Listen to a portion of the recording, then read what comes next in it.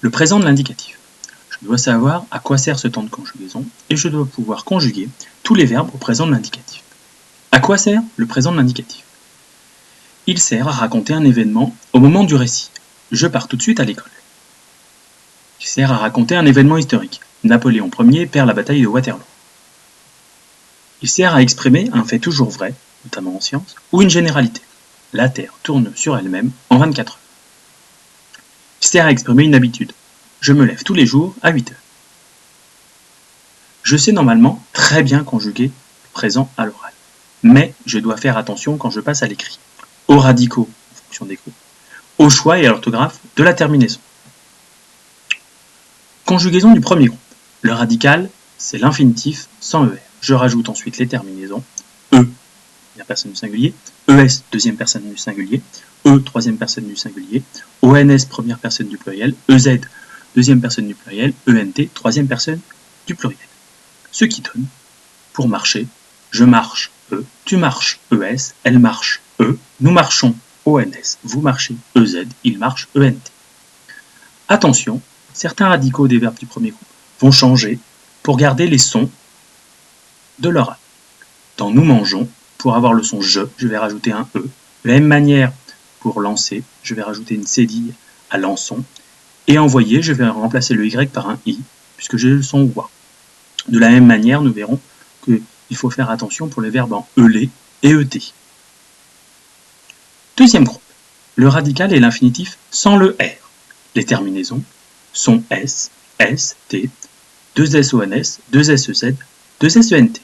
Ce qui donne je finis, S, tu choisis, S, elle agit, T, nous saisissons, 2 SONS, vous obéissez, 2 SEZ, ils accomplissent, 2 SENT.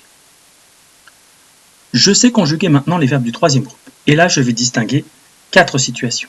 La grande majorité des verbes, dont les verbes en ER, vont fonctionner avec les mêmes terminaisons que le deuxième groupe. Je pars, S, tu sors, S, elle sait, T, nous disons ONS, vous mettez EZ, il voit ENT. Attention quand même à vous faites AITES, vous dites ITES et ils font FONT. Ensuite, les verbes en DRE vont avoir des terminaisons particulières au singulier. Je prends DS, tu tords DS, elle comprend D, et puis le reste fonctionne comme pour les autres verbes. Nous vendons ONS, vous apprenez EZ, ils tendent ENT. Pouvoir et vouloir vont avoir aussi des particularités au singulier et dans le radical. Je peux X, tu veux X, il peut T, nous voulons ONS, vous pouvez, et ils veulent ENT. Et puis il reste les verbes de la famille de offrir, cueillir et ouvrir qui vont se conjuguer comme les verbes du premier groupe. J'offre E, tu cueilles ES, elle ouvre E, nous accueillons ONS, vous découvrez EZ et ils offrent ENT.